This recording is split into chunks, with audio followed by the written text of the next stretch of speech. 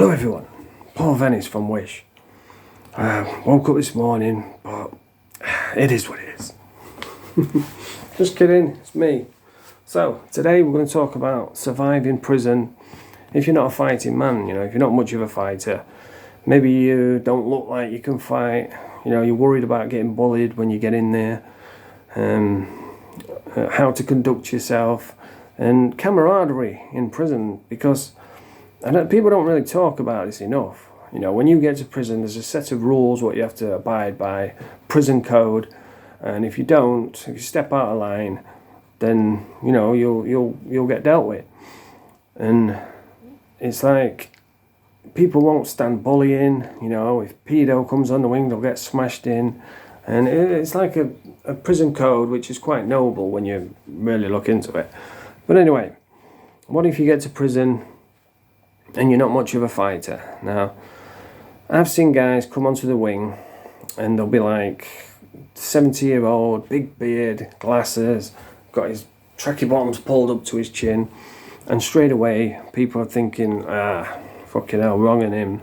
The stereotype is a wronging. So, you've got to go and check his paperwork. That's the first thing they'll do. And when you go to prison, you'll get remanded. You'll get a solicitor's letter off your solicitor, or an email, whatever. I suppose it's changed now. But what we used to do is you'd get a letter telling you what you already know because you were there. And they'd say, you've been remanded for 3 months, or you've been sentenced to 2 years, and it'll give you a breakdown of your charges. Always keep that letter, because you never know when you're going to need it. And I've seen it before, and nobody's ever asked me for them before, but I always keep them just in case. And I remember when one guy came on the wing, and he did look like a pedo, but he wasn't. He was just a normal dude. He was in for something pathetic, because years ago, you used to go to prison if you broke the law. It's not like it is now where you can beat someone to death and you'll only get 2 months in prison. Back then, if you broke the law, you went to prison. And this guy came in, and he was an older bloke, fragile bloke, and I can't remember what he was in. It was something like driving, or just a crappy charge, nothing bad. And he was worried, saying, I don't know, I'm going to cope, all these young bucks, what if someone attacks me? And everybody was like, don't worry about it, mate, you'll be all right, no one will attack you, we'll look after you. And anyway, they put him in this cell, and he was in with one of the young bucks, and this kid was a little muppet. He was always getting bullied on the wing because he didn't know how to conduct himself. And that's the thing, if you're coming in, giving it a large, telling everyone lies, telling everyone you rock hard and you beat up 50 men and broke 1,000 jaws, and you're a little ding, then, you're going to get found out. And that's what he was just a little muppet. And they put this old boy in with him.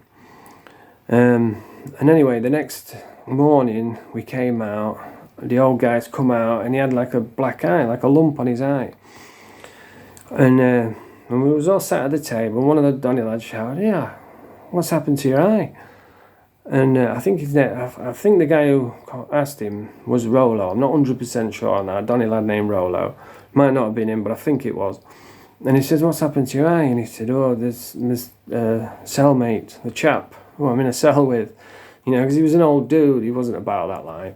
He said, "The chap I'm in a cell with thumped me." He says, "What for?" And he hit him for something that was absolutely pathetic. And Rolo's jumped up, and he says, "Here, just wait there 1 minute." He's gone in his cell, and he's fucking thrashed the kid, bashed him all over the cell, dragged him out, dragged all his stuff, all his bed, his mattress, thrown it all out, and evicted him out of the cell. And he told him, he says, "You ever fucking touch him again?" He said, "I'll smash you to pieces." And they was looking out for him, looking out for this guy. I mean, if an old dude comes in my cell, you can have the bottom bunk, as long as he's all right, as long as he's not a dick, you can have the bottom bunk, you don't have to be jumping up on the top at your age. And, the lads rallied round and looked after him, and that's what you get in prison. Camaraderie. People will look out for the elderly, or, if there's a young kid, he's a bit of a nerd, so long as he's all right, so long as he carries himself well, he'll get looked after. because you'll see like, this kid's getting bullied, so we'll say, right, well, we're not having that, who's bullying you? And they'll look after him, and that's what it's like in prison. It's like a prisoner's code. But there is something quite, what's the word? There's something just, noble about the whole thing. But then there's the flip side, you'll get someone who is a pedo on the wing. And in prison, you'll get people who just smash first and ask questions later. As soon as somebody comes up and says, he's a pedo, him. People like Brett May, he's a good example. If you go up to Brett and say he's a pedo, him, he'll just steam in and just leather the guy. And then ask questions later. But I learned pretty early on that it's best off checking first, getting it in black and white. I remember a kid came to me and he says, he's a wrong in him, and pointed to number 9, let's say. So I've got the Donny lads together. I said, it's supposed to be a wrong in him. And so we've gone in his cell. He says, listen, we've heard you're no good. We want to see your paperwork. And so he's gone in his bed, pulled his solicitor's letter out. He says, I'm not wrong. And who's told you that? And he says, him over there, number 3. And he says, he's the wrong one. And he says, I'm going to say out, because it's none of my business, but go and check his fucking paperwork. So we went to his cell, and he says, we want to see your paperwork. And he was like stuttering and said, yeah, I'll show you. And he says, when we open the doors, I'll dig it out and I'll get you it. So he says, all right then. So we've come away, and then when they opened the doors, they opened everybody's door except his. His was still locked. So we've gone up, he's covered the flap so he couldn't see inside, and he's put himself on protection. Everyone was spitting through the door and giving him abuse. And then as they was taking him off the wing, everyone was screaming, you're fucking wrong. And I don't know what charge he was in for, but back then it was anything against women or children, like a kiddie fiddler, or beating a baby to death, or raping women, or even beating up women. And that's the thing about this YouTube thing. Half of these motherfuckers would be wrongins in prison. But yeah, anything against women or children. And as he was escorting him off, everyone was screaming and shouting. But he's got that label now, wherever he goes. He could be on a wing, they'll move him to another wing, and he'll be on the yard, and you'll look out your window from your unit, you'll see him, and say, he's a fucking wrong in him.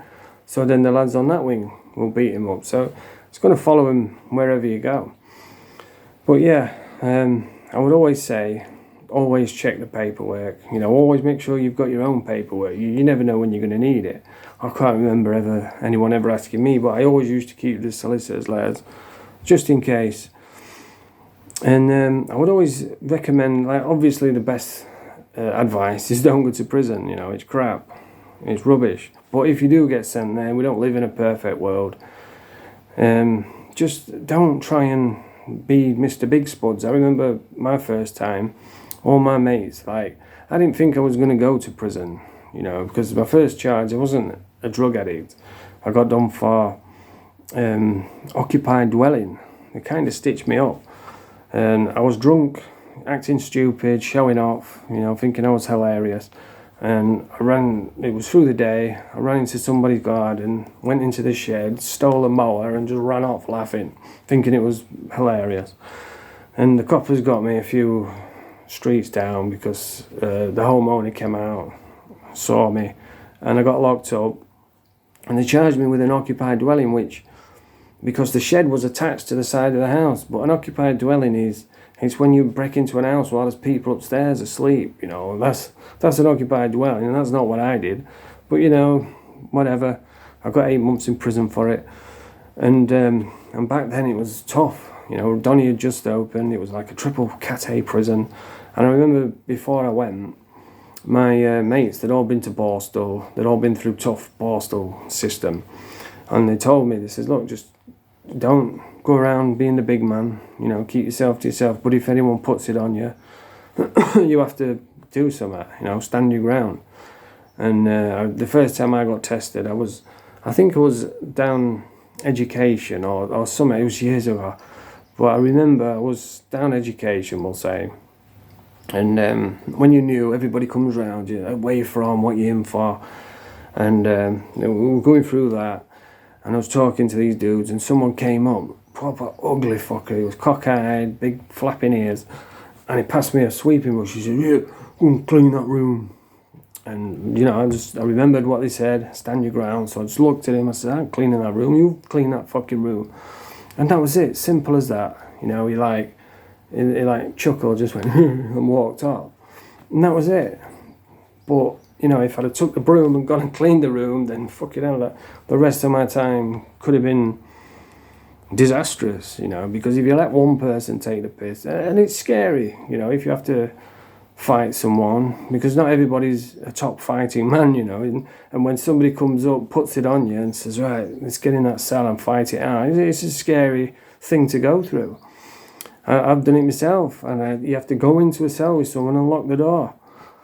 You know, and it is a scary experience, but you have to do it, because if you don't, then the whole wing will be like, "Well, he's easy, you know, he's weak. We'll take what we want from him. You have to show him I ain't that guy."